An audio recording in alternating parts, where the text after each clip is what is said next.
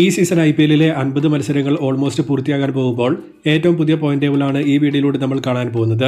വീഡിയോയിലേക്ക് കടക്കുന്നതിന് മുൻപായി ഇതുപോലുള്ള കൂടുതൽ IPL വാർത്തകൾക്ക് വേണ്ടി ഈ ചാനൽ മറക്കാതെ സബ്സ്ക്രൈബ് ചെയ്യൂ. 10ാം സ്ഥാനത്ത് 9 മത്സരത്തിൽ 4 പോയിന്റുമായി ചെന്നൈയാണ് നിൽക്കുന്നത്. ഇനി 14 പോയിന്റിലേക്ക് മാത്രം ഇവർക്ക് എത്താൻ പറ്റുമ്പോൾ ഒരു 14 പോയിന്റ് ക്വാളിഫിക്കേഷൻ കഴിഞ്ഞ വർഷത്തേതുപോലെ ഓപ്പണായി വന്നാൽ മാത്രമേ CSKക്ക് എന്തെങ്കിലും സാധ്യതയുണ്ടാകൂ. അതിനുവേണ്ടി ഇനിയുള്ള മത്സരങ്ങളെല്ലാം വിജയിക്കുകയും വേണം. 9-8 സ്ഥാനങ്ങളിൽ 6 പോയിന്റുമായി ഹൈദരാബാദ്, രാജസ്ഥാൻ എന്നിവരാണ് നിൽക്കുന്നത്.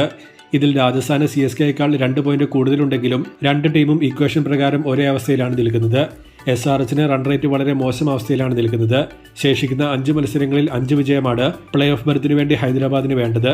റൺ റേറ്റ് നന്നായി തന്നെ മെച്ചപ്പെടുത്തുകയും വേണം. 7ാം സ്ഥാനത്ത് 9 പോയിന്റുമായി കൊൽക്കത്തയാണ് നിൽക്കുന്നത്. ഇന്നലെ ഡൽഹിയെ പരാജയപ്പെടുത്തിയതോടെ KKR അവരുടെ പ്ലേ ഓഫ് പ്രതീക്ഷകൾ അതുപോലെ തന്നെ നിലനിർത്തിയിട്ടുണ്ട്. റൺ റേറ്റ് പോസിറ്റീവിലായിരിക്കുമ്പോൾ ശേഷിക്കുന്ന 4 മത്സരങ്ങളിൽ 4 വിജയം നേടിയാൽ റൺ റേറ്റ് പോലും നോക്കാതെ 17 പോയിന്റുമായി പ്ലേ ഓഫ് ഉറപ്പിക്കാൻ ഇവർക്ക് പറ്റും. എന്നാൽ ഒറ്റ ഗെയിം തോറ്റാൽ 15 പോയിന്റ് വരെ മാത്രമേ എത്താൻ പറ്റൂ എന്ന പ്രശ്നവും ഇവർക്കുണ്ട്. 6ാം സ്ഥാനത്ത് 10 പോയിന്റുമായി ലക്നൌ ആണ് നിൽക്കുന്നത്. റൺ റേറ്റ് -0.3 എന്നതാണ് ഇവരുടെ വലിയ പ്രശ്നം. ടോപ്പിൽ നിൽക്കുന്ന ടീമുകളിൽ നെഗറ്റീവ് റൺ റേറ്റ് ഉള്ള ഒരേ ഒരു ടീമും LSG ആണ്. ശേഷിക്കുന്ന 4 മത്സരങ്ങളിൽ 3 വിജയമാണ് പ്ലേ ഓഫിന് വേണ്ടി LSG നേടിയെടുക്കേണ്ടത്.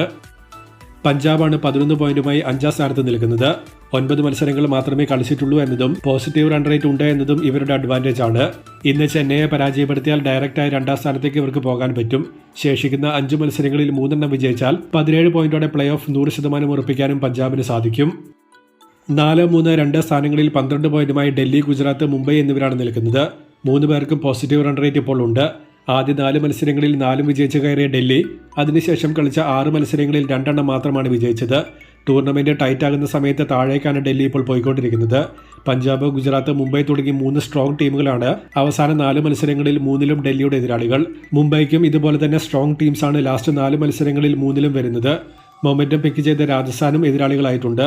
സോ ടേബിൾ ടോപ്പിൽ ഡെഫിനറ്റായും ടൈറ്റ് ഗെയിംസാണ് നടക്കാൻ പോകുന്നത്. ഒപ്പം ഇവർ തമ്മിൽ ഒരു ക്രോസ് മത്സരം കൂടി വരുമ്പോൾ കാര്യങ്ങൾ ശരിക്കും ഇൻട്രസ്റ്റിംഗ് ആണ്.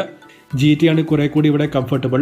ഹൈദരാബാദ്, CSK, ലക്നൌ തുടങ്ങി ഒട്ടും സ്ഥിരതയില്ലാത്ത ഈ വർഷത്തെ 3 ടീമുകളാണ് ഇവർക്ക് ലാസ്റ്റ് മത്സരങ്ങളിൽ 3 വരുന്നത്. 1ാം സ്ഥാനത്ത് 14 പോയിന്റുമായി RCB ആണ് നിൽക്കുന്നത്. നിലവിൽ 95% പ്ലേ ഓഫ് RCB ഉറപ്പിച്ചിട്ടുണ്ട്. എങ്കിലും ഈ വർഷം ഒരു ഹോം മത്സരം മാത്രം ജയിച്ച RCBക്ക് ശേഷിക്കുന്ന 4ൽ 3 ഹോം മത്സരമാണ് എന്നത് കാര്യങ്ങൾ കുറെ കൂടി സ്പൈസിയാക്കി മാറ്റുന്നുണ്ട്.